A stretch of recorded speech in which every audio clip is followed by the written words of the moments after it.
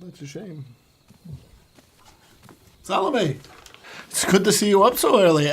It's good to see you up at all. Good morning, Papa. Going outside? It's just good to see you up and about. I'm meeting some friends. So early? I'll have some breakfast first. I'm not hungry. Salome, your friends can wait. Sit. Have a peaceful breakfast with your papa. You've barely eaten anything since...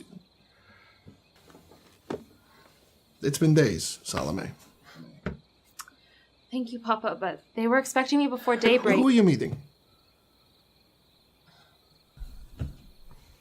Mary and James's mom? Is this something to do with your dead friend Jesus? In a way, sort of. I see. And what is in the bag? Flowers and plants from my garden. Spices to anoint the body. I was just thinking, maybe I could see him just one more time. For assurance. Salome, you saw him days ago when they killed him. I assure you, nothing has changed.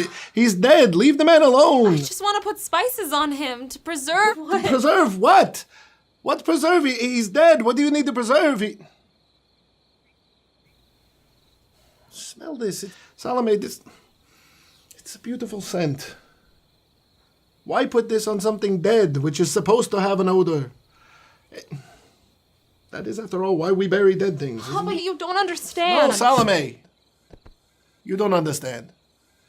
I've barely seen you in 3 years. You've been off running around with this Jesus person. He's been taking you to see lepers and tax collectors and prostitutes. My own daughter going to visit prostitutes. Now the law has tried him and killed him, and that same law is looking for his followers now. And Salome, you could get in a lot of trouble. But he was Messiah. How could they have treated him like some common criminal? They saw the miracles that he did. I know. Sit. I know that you thought he was a good man, and it made you happy to learn from his teachings, I know, and he did do many miraculous things, this I know too. People loved him for a time. Just last week, when he rode into Jerusalem, they were singing and waving the palm branches. It was a good time, yes. It was an important time for you. You should keep those memories.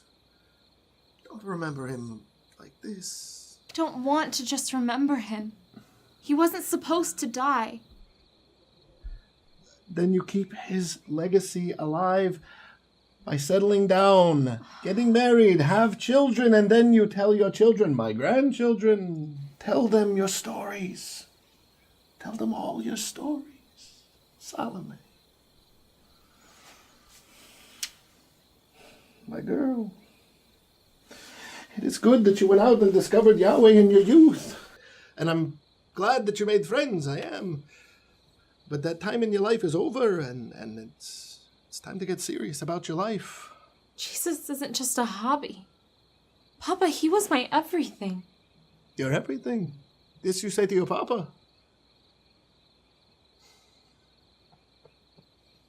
Are you sure you won't have some fish, Salome? It's good fish. It's expensive fish. Do you know why the fish is so expensive?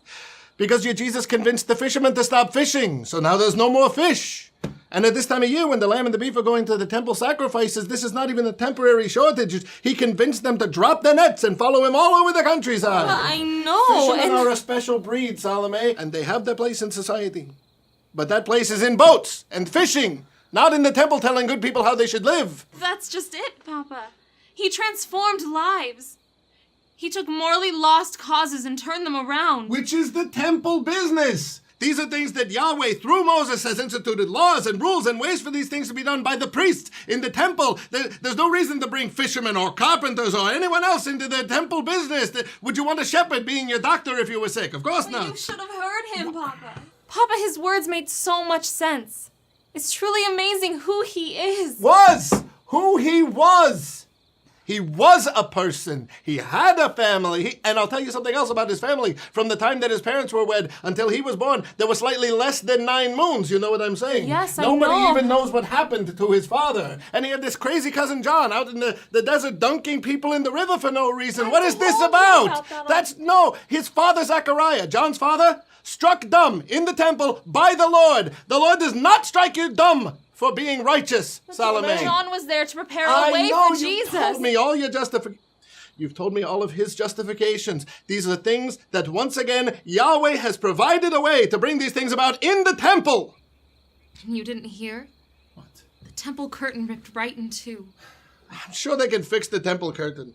Unless your Jesus convinced all the tailors to follow around the unemployed fishermen. And do you know how the curtain was torn? No, I don't. It was torn by Yahweh. It was torn by Yahweh because they killed Jesus. Why does Yahweh care that Jesus died? Because Jesus is the Messiah. The Messiah is supposed to save Israel. This Jesus couldn't even save himself. A few days ago, a Roman tried to save him, and you saw how that turned out. He gave us a life to emulate. Healed sick people, raised people from the dead. Left no one to emulate his life enough to raise him from the dead, I see. That's poor planning on the part of your Messiah, Salome. I was there. I know where you were. You were not at home. When he made the blind see and the deaf hear. No amount of arguing can take away what I myself have experienced with Jesus. Don't preach at your papa at his own table.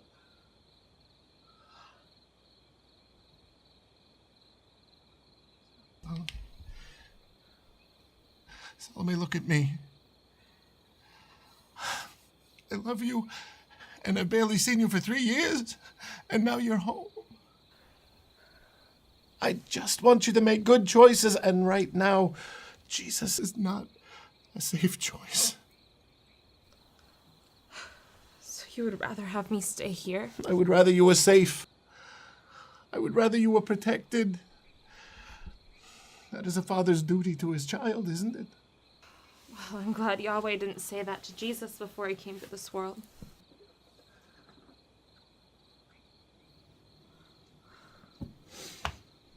Well, maybe he should have. Because now he's dead. Why don't you come with me? I don't even want you to go. Well, he is dead, right? I've been telling you. Well, if he is dead, let me say my last goodbye. For closure.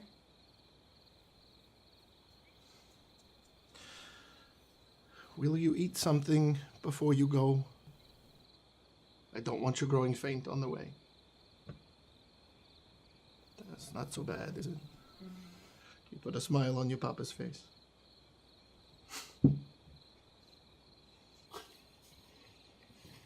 But Salome, if you see any Romans or Pharisees or Sadducees, anyone taking names, anyone, come right home. All right, you be safe.